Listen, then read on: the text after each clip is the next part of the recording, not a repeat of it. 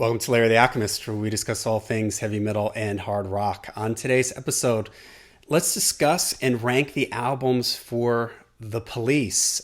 This is a band I've never talked about here on the channel, but I'm a really big fan of The Police. And when I was younger, first getting into rock and metal, I really liked The Police. I got to be honest, they're a band that it's been a while since I've revisited. I don't revisit them all the time anymore. I'm sort of sometimes get in the mood for them, and I'll listen to them. But I always like them. I did a video a while back. I'll try to remember to link it down below. My favorite drummers, and I'm pretty sure I had Stuart Copeland on there because I've always loved his drumming, especially the work he does on his hi hat and like with his cymbals, and just the way he has sort of a unique way of playing the drums that I always really liked. I think Sting has an excellent voice. I also think he's a fantastic songwriter. He does the bulk of the songwriting with The Police. The other guys occasionally getting a songwriting credit here or there, but it's mostly Sting, and I think that he's just a fantastic vocalist. Andy Summers is a unique guitar player, and I just always loved the way they sort of mixed,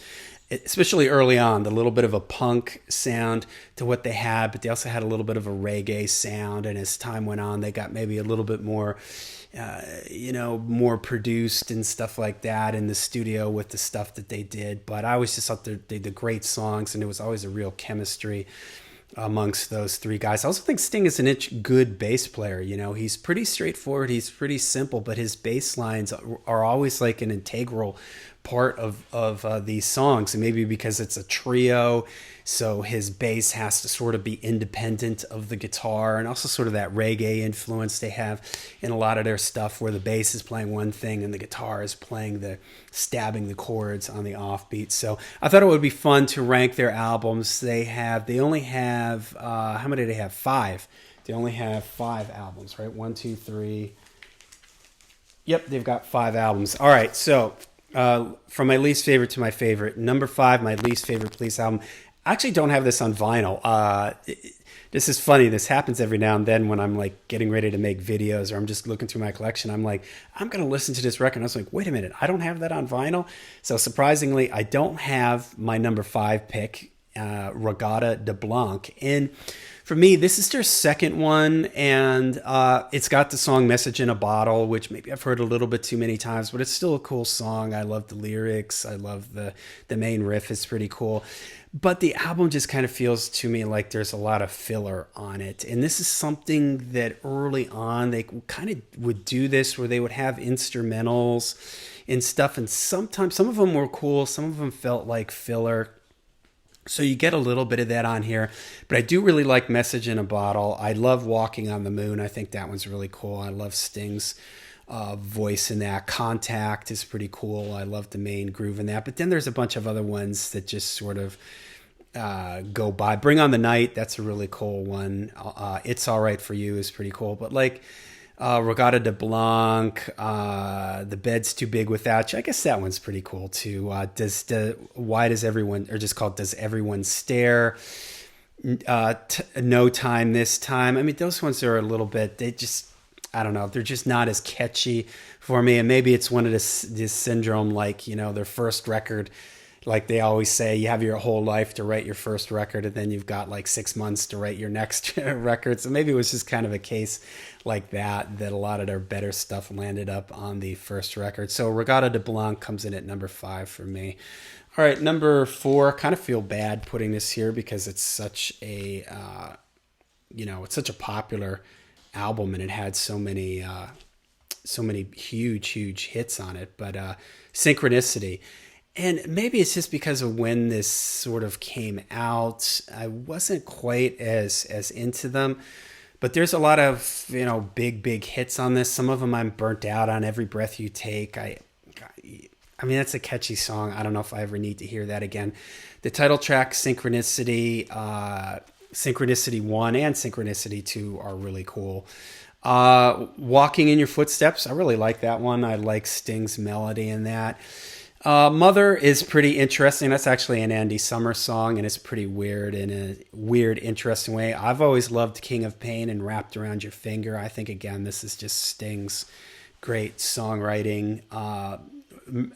But The other albums, I just like them better. So, and maybe again, it's because I wasn't as invested in. By the time this album came out, which was, when did this come out? This came out in 83. Oh, wow. I thought this was much, much later than 83. Is that right? Yeah. Wow. For some reason in my mind, I was getting ready to think it was like 87, 88. I didn't realize how quite early that was. Okay. Next, my number three for me is going to be their first album, Outlandos de Amor. I like that they've got kind of this punk aggressive edge to them on this album. Next to You is cool album opener. I've always loved So Lonely, Sting's melody line and vocal performance on that. Roxanne, maybe I've heard that too many times, but it's still a cool, catchy song. Whole of My Life is fun. Don't really like Peanuts.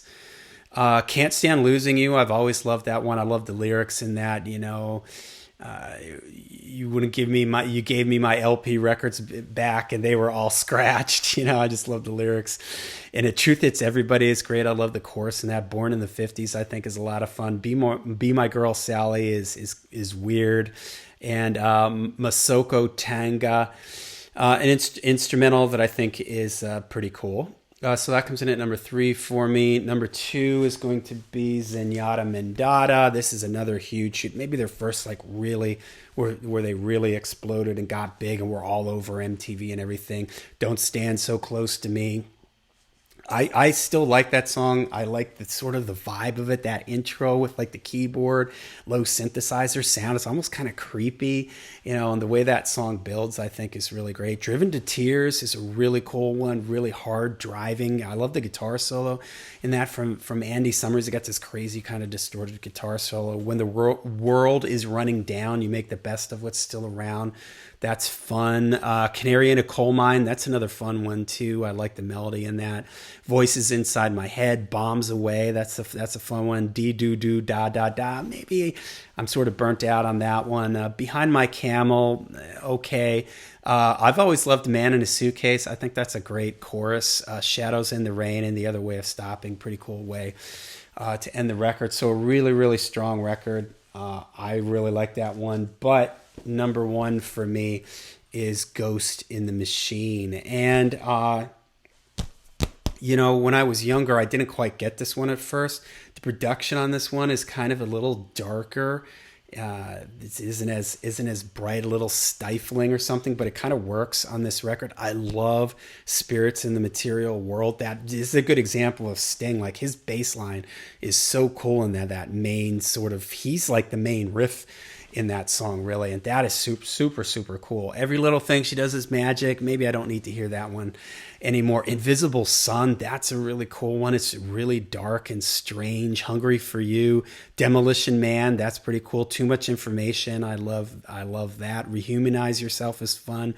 One World Not Three. Omega Man, I love Secret Journey. It's so like kind of weird and dark, and again, I think that's why this one comes in at number one for me, because it's got a couple songs on here that are just really sort of like Invisible Sun and Secret Journey that are just have this really sort of unsettling, strange feeling to them. So, all right, The Police. What do you guys think of The Police in general? I know that's pretty far stretching outside of, I would consider them rock. I would not consider them hard rock. But, you know, like I say a lot of times on this channel, I'm a big fan of stuff that's melodic rock. I did a thing on the Cars, you know, so I do love a lot of this sort of 80s pop rock type stuff, and The Police were always one of my favorite bands from back then. So let me know what you guys think of The Police. How would you rank their albums? What's your favorite Police album? Till we see you again, make sure you rock hard, ride free.